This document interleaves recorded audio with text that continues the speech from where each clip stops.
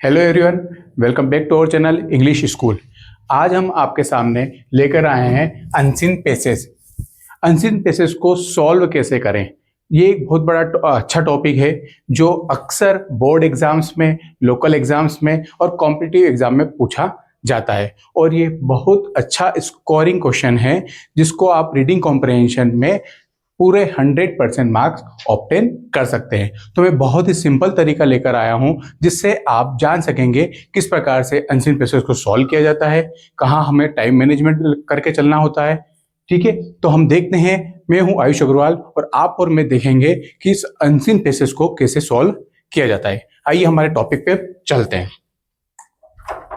जो हमारा टॉपिक है की points to solve an unseen passages, हम इसके अंदर देखेंगे कि किस प्रकार से अनसीन पेसेस को सॉल्व किया जाता है। तो फर्स्ट ऑफ ऑल हम देखते हैं फर्स्ट रीडिंग में।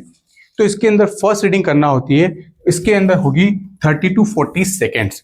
तो सबसे पहले अगर हम इसके अंदर फर्स्ट रीडिंग करते हैं तो 30 से 40 सेकेंड में आप इसको फास्ट रीड करेंगे। इट मीन्स 30 to 40 सेकेंड्स में पूरा पेसेज आपको कवर करना है। ठीक है, फिर read it fluently and catch the idea. इस 30 से 40 सेकेंड में आप इसके आइडिया को कैच करेंगे कि इसके अंदर आइडिया क्या दे रखा है। आपको इसके अंदर डीप में नहीं जाना है। ठीक है, डोंट डाइव इन डिटेल। जैसा मैंने बताया, इसके अंदर डीप में नहीं जाना है, सिर्फ मेन टॉपिक को कैच करेंगे आप। इसका टोन समझने की कोशिश करेंगे, हैप्पी है, सैड है या न्यूट्रल है। ठीक है, तो जो फर्स्ट रीडिंग होगी वो 30 से 40 सेकेंड की होगी। थोड़ा बहुत वेराई कर सकता है, डिपेंड करता है पेसेस की साइज के ऊपर, लेकिन बहुत ज्यादा समय नहीं देना है। फिर हम बात करेंगे सेकेंड रीडिंग की। फर्स्ट रीडिंग हमारी हो जाने के बाद में हम सेकेंड रीडिंग करेंगे जो कि होगी 2 से 3 मिनट की। इसके अंदर आपको स्कैन करना है और धीरे धीरे पेसेस को दोबारा पढ़ना है। ऐसा क्यों करना है? जिससे आप टॉपिक सेंटेंस फर्स्ट और लास्ट लाइन से समझ जाएं। जब फर्स्ट लाइन पैसेज की जो फर्स्ट लाइन सेकेंड लाइन होती है, इसी के साथ साथ जो उसकी लास्ट लाइन होती है, इससे आपको जो पैसेज है उसका टॉपिक समझ में आ जाएगा। इसी के साथ साथ आप ध्यान रहे जो उसके अंदर डेट्स दे रखी है, नंबर हैं, कोई भी ईयर के नंबर हो सकते हैं, डेट हो सकती है, नेम्स किसी भी इंपॉर्टेंट व्यक्ति के नाम हो सकते हैं या कोई प्लेस हो, तो ऐसी जगह पर आप पेंसिल से हाईलाइट कर देंगे। अंडरलाइन करने से फायदा ये होगा, जब आप क्वेश्चन को सोल्व करेंगे तो आप उसके अंदर डायरेक्ट उस क्वेश्चन से रिलेटेड डेट पर, नाम पर जा सकते हैं, आपका समय बचेगा। तो अंडरलाइन जरूर करें। फिर बात आती है कॉन्ट्रास्ट वर्ड। अब कॉन्ट्रास्ट वर्ड क्या होते हैं? तो कॉन्ट्रास्ट वर्ड ऐसे वर्ड्स होते हैं जहां हम बात करते हैं हाउएवर की, हम बात करते हैं बट की। तो ऐसे जो वर्ड्स होते हैं वो कॉन्ट्रास्ट वर्ड कहलाते हैं, जहां से कोई आगे मीनिंगफुल बात निकलती है। ठीक है, तो उनको भी आप हाईलाइट जरूर करें। नेक्स्ट आता है अपना कॉज इफेक्ट। कॉज इफेक्ट मतलब कारण बताना है। तो कारण कैसे बताते हैं अपन? हम सब जानते हैं, जहां वर्ड आता है बिकॉज, सो, इसी प्रकार से हम देखते हैं देयरफॉर। जो ये वर्ड होते हैं बिकॉज, सो और देयरफॉर, ये कॉज इफेक्ट को दिखाते हैं। तो वहां भी आप पेंसिल से अंडरलाइन जरूर करें, क्योंकि क्वेश्चन वहीं से बनना है। फिर बात करते हैं पोएट का सजेशन आर फैक्ट्स। जब पेसेज को पढ़ रहे हैं उन 2 से 3 मिनट के अंदर आप ये भी दिमाग में रखें, कीप इन योर माइंड, कि पोएट का सजेशन क्या है और उसके फैक्ट्स क्या है, पेसेज के फैक्ट्स क्या है, क्या दोनों मैच कर रहे हैं या अपोजिट जा रहे हैं। तो दोनों चीज आपके दिमाग में होना चाहिए। इसी के साथ साथ find unknown words meaning. Unknown words के मीनिंग देखिए, पैसेज है, उसके अंदर बहुत सारे वर्ड्स होते हैं और पैसेज में अक्सर जो एग्जामिनर होता है, जो क्वेश्चन सेट करता है, वो ऐसे वर्ड्स जरूर डालता है जिसके थोड़ा टफ पड़ता है।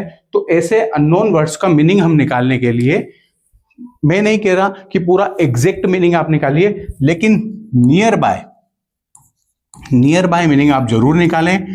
वो निकलेगा कैसे? आप सेंटेंस की लाइन को रीड करेंगे, एक सेंटेंस को रीड करेंगे, वहां से उसका नियर बाय मीनिंग निकल सकता है। ठीक है, तो ध्यान रखें, फर्स्ट रीडिंग हो जाएगी 30 से 40 सेकेंड की, जिसमें आपको टॉपिक पे रहना है। सेकेंड रीडिंग हो जाएगी आपकी 2 से 3 मिनट की, आप इसके अंदर dates, number, names, contrast word, cause effects, poet suggestion, facts, इन सब पे क्या कर लेंगे, अंडरलाइन कर लेंगे। ठीक है, आगे बढ़ते हैं। ऐसा करने से आपको पैसेज में पूरे नंबर मिलेंगे। ठीक है, लेकिन थोड़ा और बात मेरी माननी पड़ेगी। ठीक है, बात करते हैं हम रीड द क्वेश्चन। अब देखिए नेक्स्ट चीज क्या दी है, क्वेश्चन को रीड करना है। तो रीड ऑल ऑप्शंस। जनरली हमने देखा है पैसेज के अंदर एमसीक्यूएस आते हैं। एमसीक्यूएस मतलब ऑप्शन वाले, ए बी सी डी वाले। ठीक है, इसके साथ साथ कुछ डिस्क्रिप्टिव क्वेश्चन भी आते हैं। तो हम बात करते हैं पहले एमसीक्यूएस की। तो एमसीक्यूएस में आप सारे ऑप्शंस जरूर रीड करें। क्यों रीड करना है, क्योंकि क्या होता है, जब पेपर सेट होता है तो उसमें A option, B option, nearby answer होते हैं, लेकिन एग्जैक्ट आंसर हो सकता है सी या डी में दे रखा है। तो आप जल्दीबाजी में गड़बड़ ना करें। तो उसमें आपको सारे एमसीक्यूएस के ऑप्शंस पढ़ना जरूरी है, ध्यान रखिएगा, जल्दी नहीं करना है अपने को। Read the questions first if you have less time. अब देखिए क्वेश्चन आंसर्स आपको सिर्फ पैसेज को पढ़ के ही क्वेश्चन के आंसर नहीं देना है, आपको टाइम मैनेजमेंट भी करना है। क्या करना है, टाइम मैनेज भी करना है। अब बात यह है कि अगर आप 9 to 12 बात कर रहे हैं तो टाइम आपका सफिशिएंट रहेगा कि आप पेपर सोल्व करें। लेकिन अगर आप कॉम्पिटिटिव एग्जाम की तैयारी कर रहे हैं तो वहां टाइम मैनेजमेंट बहुत ज़्यादा इंपॉर्टेंट है। तो ऐसी सिचुएशन में टाइम को बचाने के लिए आप फिर कहाँ जाएंगे, पहले क्वेश्चन पे जाएंगे, पहले क्वेश्चन रीड करेंगे, उसके बाद पैसेज के आंसर्स देंगे। ठीक है, what to do if you don't know the answer।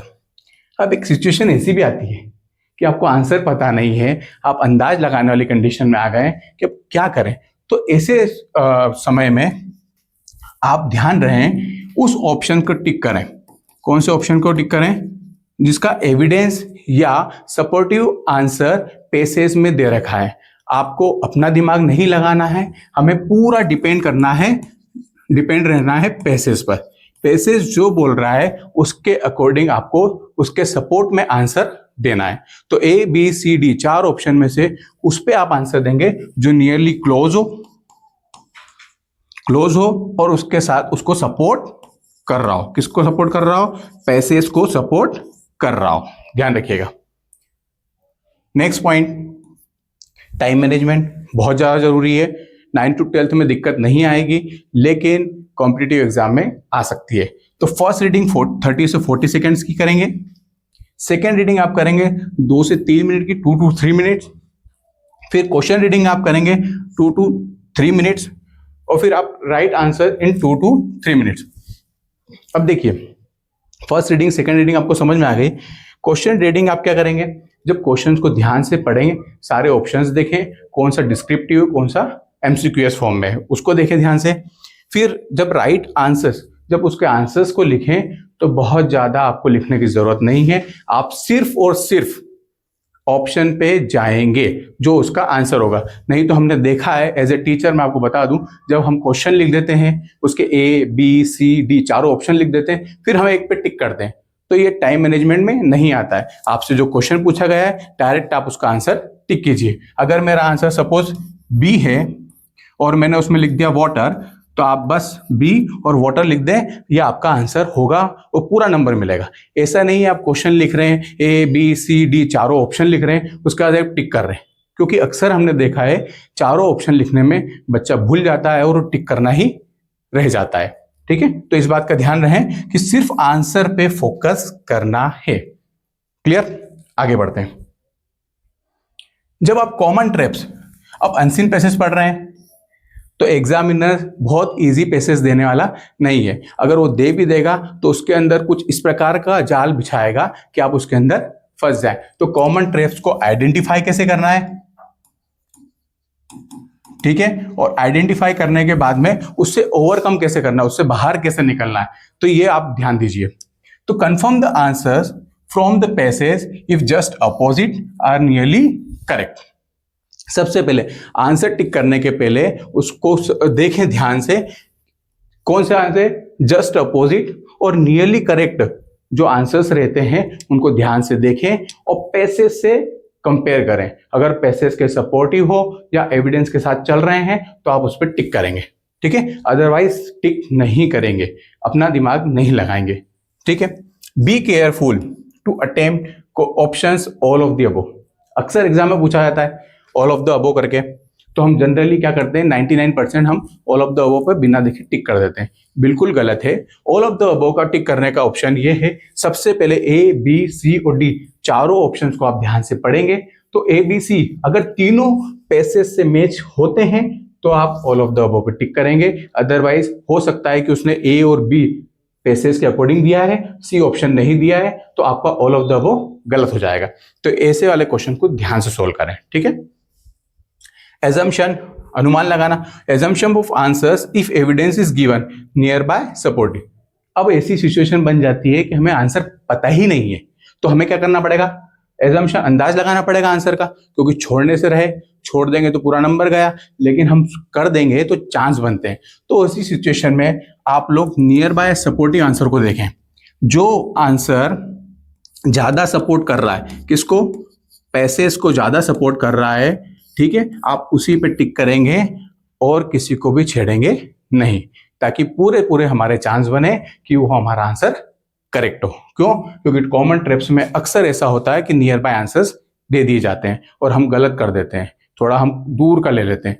तो जो जितना ज्यादा नियर बाय होगा क्वेश्चन के अकॉर्डिंग उतना ज्यादा सही होगा। वो ऐसी सिचुएशन में चलते हैं 25% सही है, 50% सही है, 75% सही है, वो एग्जैक्ट 100% नहीं देते। तो ऐसी सिचुएशन में आपको 75% वाला लेना है। तो सपोर्टिव होना चाहिए एविडेंस के साथ में, तब आप सिलेक्ट करें। अब देखिए सब कुछ हमने बहुत अच्छा कर लिया, बट हमने प्रैक्टिस नहीं की, तो बहुत बड़ी हम मिस्टेक कर रहे हैं। तो सॉल्व 2 पैसेज डेली। अब आप कॉम्पिटिटिव एग्जाम की तैयारी कर रहे हैं, 9 to 12 क्वेश्चन पेपर की तैयारी कर रहे हैं, तो उसके अंदर 10 नंबर का एग्जैक्ट अनसीन पैसेज आता ही आता है। तो कम से कम जब आप 2 नंबर के क्वेश्चन के लिए आप उसको चैप्टर को पूरा पढ़ते हैं, क्वेश्चन को लिखते हैं, आंसर को लिखते हैं, फिर उसको लर्न करते हैं, तो हम 10 नंबर के लिए भी कुछ तो मेहनत करें, मायने रखता है 10 नंबर, ठीक है। तो 2 पैसेज की डेली आप प्रैक्टिस करें जरूर। उससे क्या होगा, आप डिफरेंट टाइप्स के प्लान करें, नैरेटिव, साइंटिफिक, डिस्क्रिप्टिव या आर्ग्यूमेंटेटिव। जो पैसेज हो, जरूरी नहीं कि आप एक प्रकार का ले लिया, एक प्रकार का पैसेज ले लोगे तो भी नुकसान हमारा ही होगा। तो हमें अलग अलग प्रकार के नैरेटिव, साइंटिफिक, डिस्क्रिप्टिव या आर्ग्यूमेंटेटिव पे जाना है, ठीक है। अलग अलग प्रकार के पैसेज आप ले, ठीक। प्रिपेयर द नोट्स प्रिपेयर करें। अब नोट्स जैसे लिखना है, उसके अंदर हमारा वोकेब बढ़ना चाहिए। वोकेब बढ़ने के लिए एंटोनियम्स, सिनोनियम्स, वर्ब, एडवर्ब, नाउन, ये फॉर्म हमें उसके अंदर लिख के रखना है, ताकि हमारे पास वोकेब हो। जब वोकेब हमारा स्ट्रॉन्ग होगा तो हम पैसेज को बहुत आसानी से सॉल्व कर लेंगे। समझ में आ रहा है, ठीक है। तो इन सब चीजों का आप बहुत कॉमनली ध्यान रखें। आगे बढ़ते हैं। अब जैसे हमने जो पढ़ा है उसका हम देख लेते हैं, एक शॉर्ट में व्यू देख लेते हैं। 6 पॉइंट्स हमने ध्यान रखना है। पैसेज को रीड करना है, ठीक है। फर्स्ट रीडिंग, सेकेंड रीडिंग में 30 to 40 सेकेंड्स, ठीक है। और फिर उसके बाद में आएगा 2 to 3 minutes.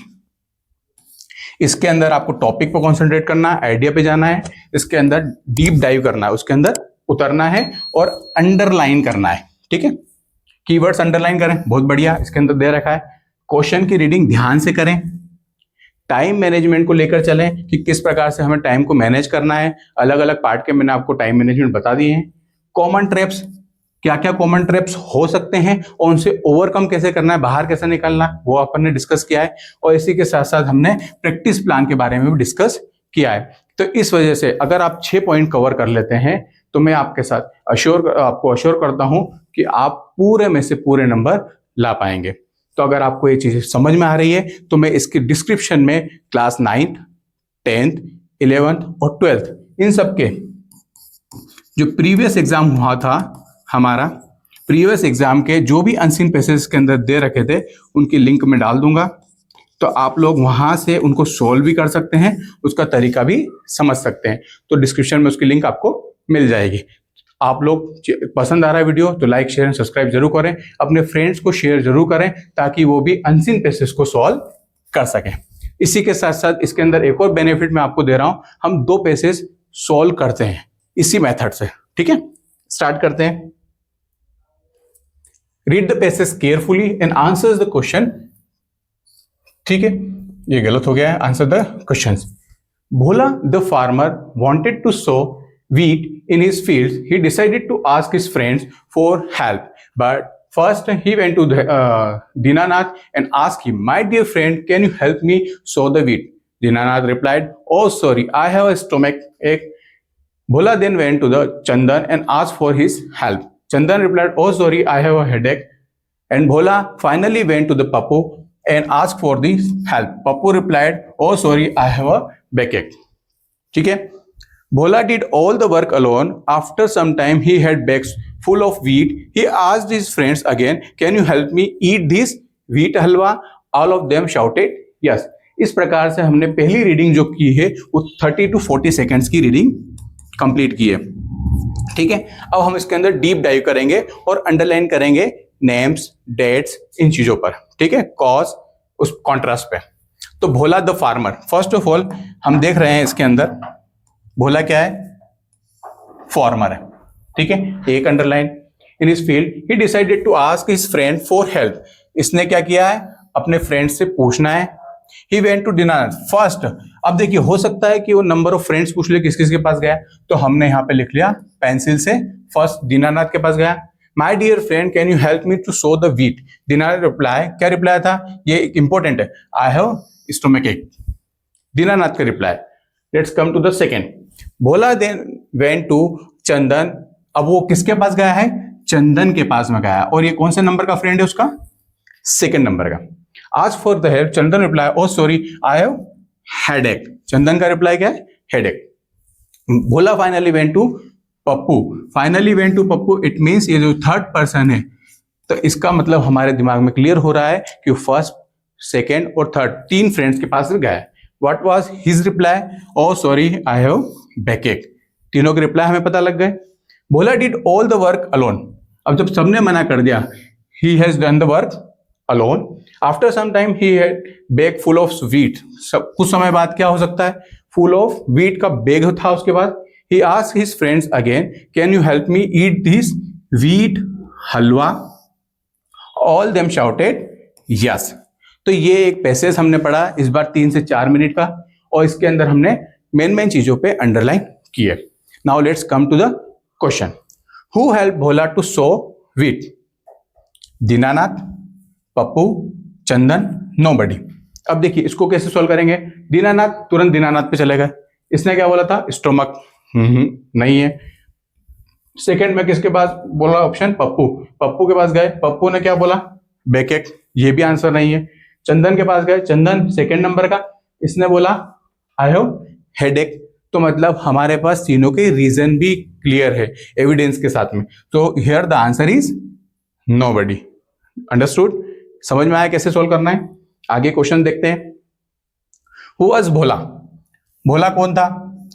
A butcher, a farmer, a shopkeeper, a doctor. अब देखिए, हमने आपको ध्यान हो तो हमने पहले ही अंडरलाइन कर लिया था, भोला द फार्मर।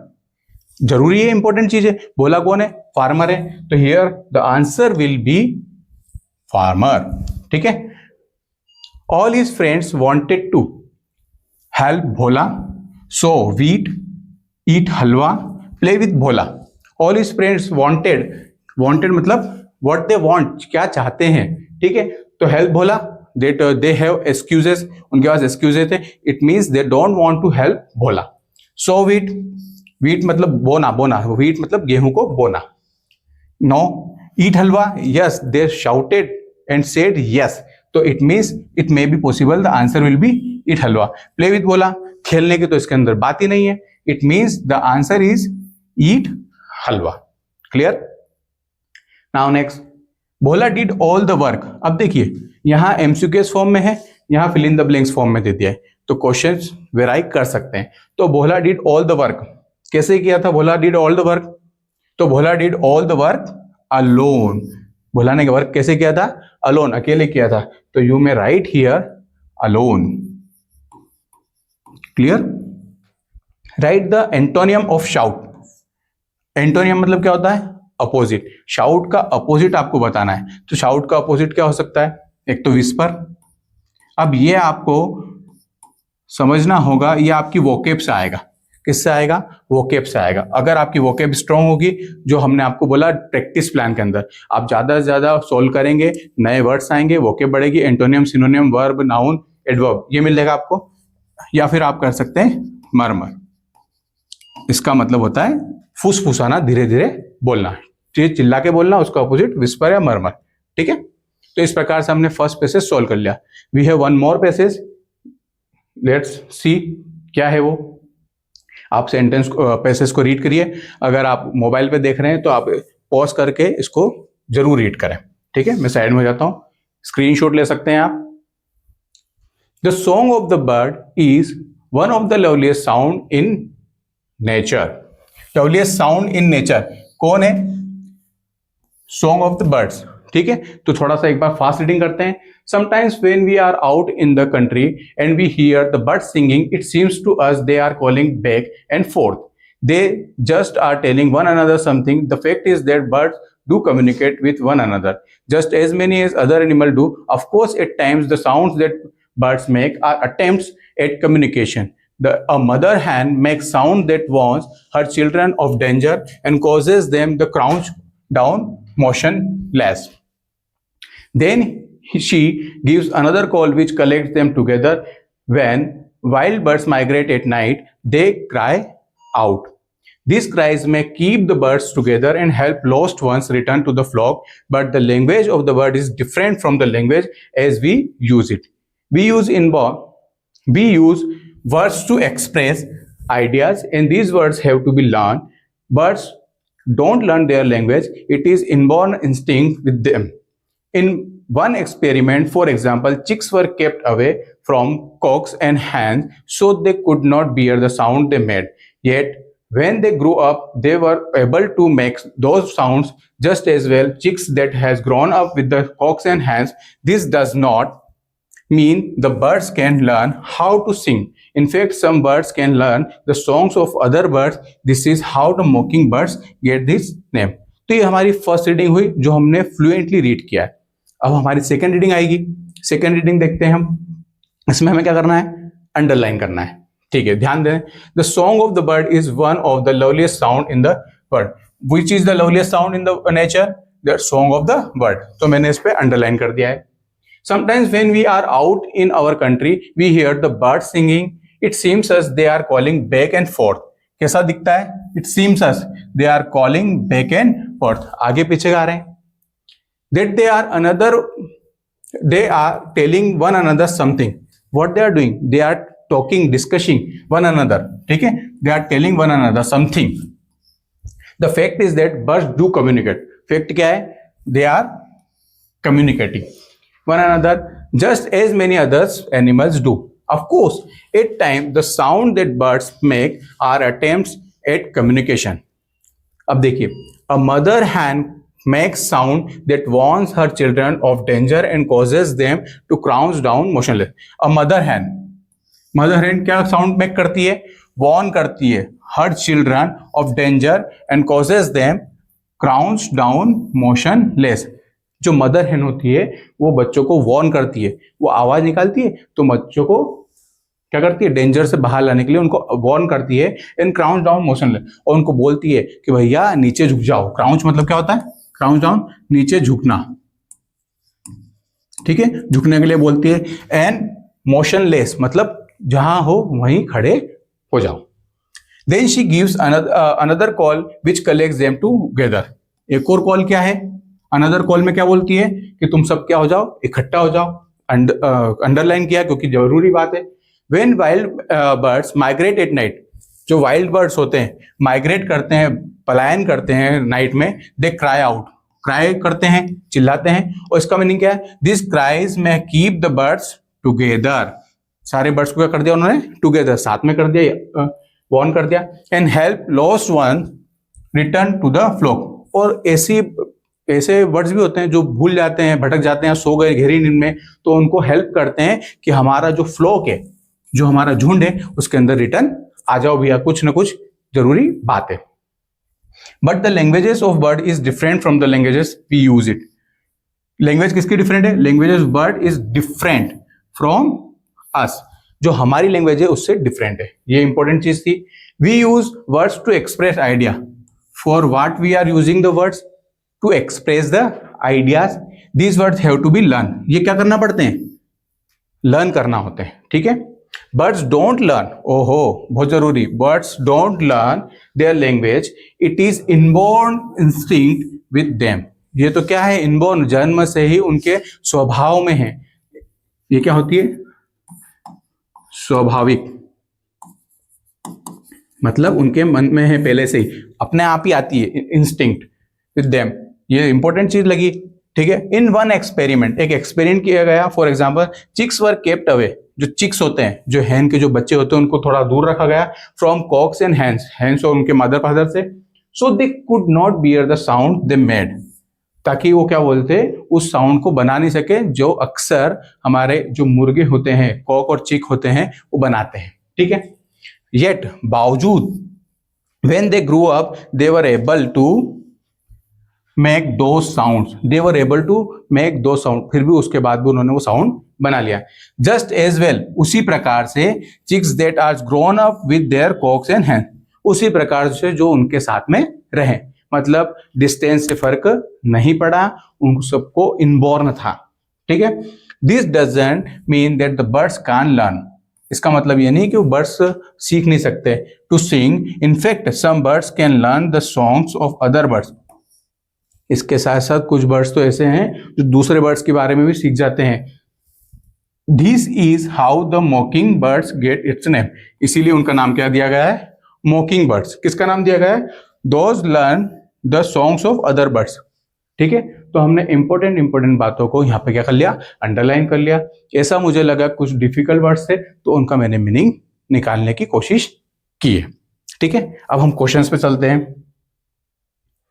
देखिए बहुत इजी वे में आपको समझ में आएगा। In nature one of the loveliest sound is, loveliest sound is the sound of film song, the roar of a lion, the song of a crow, the songs of the birds. So you can say, ये पूरा passage किसके ऊपर था? Idea क्या था इसका? Birds singing पे था। तो क्या आंसर है इसका? The song of birds. Good, ठीक है। यहाँ पर फिल्म सॉन्ग के बारे में बात नहीं हुई है, लोयन के बारे में बात नहीं हुई है, क्रो, पर्टिकुलर क्रो के बारे में बात नहीं हुई है, हमने बर्ड्स के बारे में बात किया है, ठीक है। और फिर भी मेनली बात करें कॉक और हैन पे बात किया है, ठीक है। When wild animal birds migrate at night they crow out. Cry क्यों किया था? देखिए, माइग्रेट बर्ड्स क्राई क्यों किया था उन्होंने? They cry out. This cries may keep the birds together. देख पा रहे हैं आप? Birds together help lost one return to the flock. देखिए, निशान लगाने का फायदा ये कि डायरेक्ट आप उसी पे जाते हैं। टू कीप देम वार्म, ये क्या है? Warn. To keep the birds together, to keep the enemy away, to keep the younglings tight. अब इसका आंसर क्या हो सकता है? उनको वॉर्न करना, ठीक है, या to keep the birds together, या उनको सबको इकट्ठा करना। तो आंसर क्या बन रहा है आपका? देखिए क्या बन रहा है? To keep the birds together, सभी बर्ड्स को साथ में रखना। तो answer is to keep the birds together, ठीक है। We human beings use words. हाँ, एक और चीज इसी क्वेश्चन में ये भी क्लियर हो रहा है। This answer is also correct, ठीक है, ये आंसर भी करेक्ट है, ये आंसर भी करेक्ट है। But as per the passage अगर मैं बात करूं तो ये 50% करेक्ट है और ये 100% करेक्ट है। क्यों? क्योंकि ये सपोर्ट कर रहा है किसको? ये सपोर्ट कर रहा है पैसेज को। किसको सपोर्ट कर रहा है? पैसेज को कर रहा है। मैं मानता हूं ये आंसर भी गलत नहीं है, बट ये 50% है, ये 100% है, just because of it is supporting the passage. तो आंसर, करेक्ट आंसर ये होगा। इसलिए आपको बोल रहे हैं अगर इस प्रकार के क्वेश्चन आए तो 100% जो एक्यूरेट हो, सपोर्टिव बने, उस पर आंसर देंगे। Next, we human beings use words to express idea, to express meaning, to express the other speech, to express the talent. हमने अभी निशान लगाया था, ठीक है। We use words to express ideas. Express idea, तो यहां करेक्ट आंसर क्या होगा? अब आंसर यहां पर भी देखिए आप, एक्सप्रेस आइडिया 100% बन रहा है, ठीक है, तो ये करेक्ट होगा। क्या मीनिंग नहीं बताते हम? क्या हम दूसरों से बात नहीं करते? क्या हमारा टैलेंट बताते नहीं है? सबके लिए हम हमारे वर्ड्स को यूज करते हैं, लेकिन सपोर्टिव कौन बना? Express the idea.